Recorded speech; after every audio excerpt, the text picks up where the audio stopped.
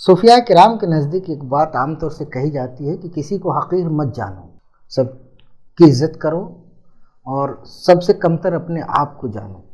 اور بعض مشائخ نے کہا کہ ہر آدمی اللہ کا ولی ہے، اگر کسی نے کلمہ بھی پڑھا ہے تو وہ بھی اللہ کا ولی اور دوست ہے۔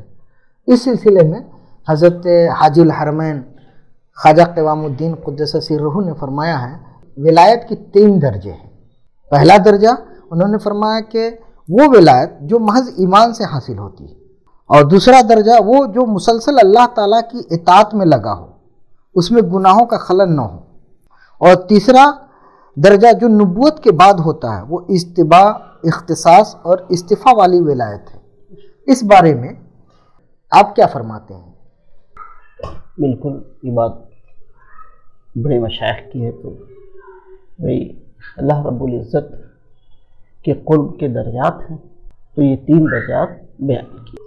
اب اس کو ہمارے شیخ اپنی مجلس میں ایک دوسرے طریقے سے بیان کرتے ہیں، اور اس بیان کے ساتھ ایک تیسرا مسئلہ حل ہوگا کہ بیعت کا فائدہ۔ ایک اعتراض عام طور پہ ہوتا ہے کہ بیعت کی ضرورت کیوں ہے۔ یہ 2-3 چیزیں اسی میں کلیئر ہو جائیں گی انشاءاللہ۔ فلاح کی 3 قسمیں ہیں۔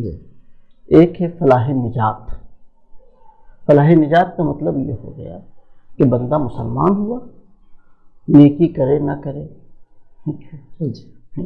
اور نیکی تو اگر نیکی نہیں کرے گا، فرائض و واجبات ادا نہیں کرے گا، تو لا محالہ اللہ رب العزت کی مرضی، اگر چاہے تو اس کو بخش دے، ورنہ وعیدوں کے اعتبار سے وہ پہلے جہنم میں جائے گا، پھر اس کے بعد میں وہ نجات پا جائے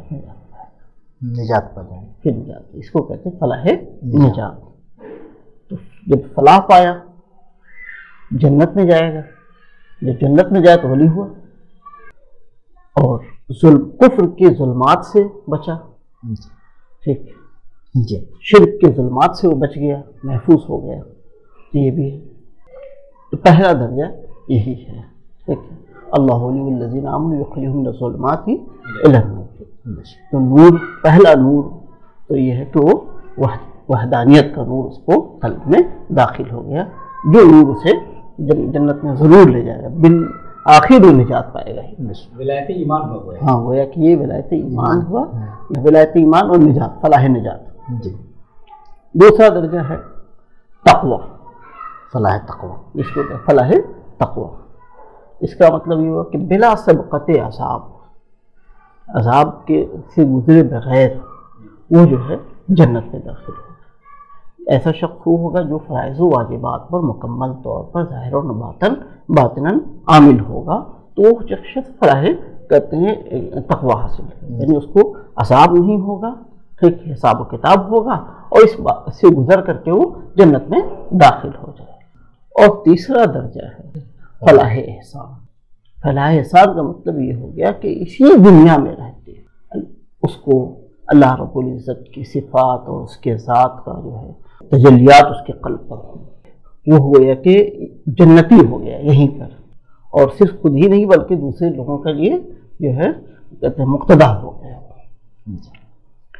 حضرت ابو رزین یہ صحابی رسول ہیں، حضور کی بارگاہ میں پہنچے تو حضور نے پوچھا کیف اصبحت، تو ایک لمبا واقعہ ہے، اس میں یہ ہے کہ میں اس طرح سے ایمان کی ان کی اپنی کیفیت بتائی کہ گویا کہ میں جنت دیکھ رہا ہوں، ٹھیک ہے، جہنم کا مشاہدہ کر رہا ہوں، اس طرح کی کیفیت کے ساتھ میں نے صبح کی۔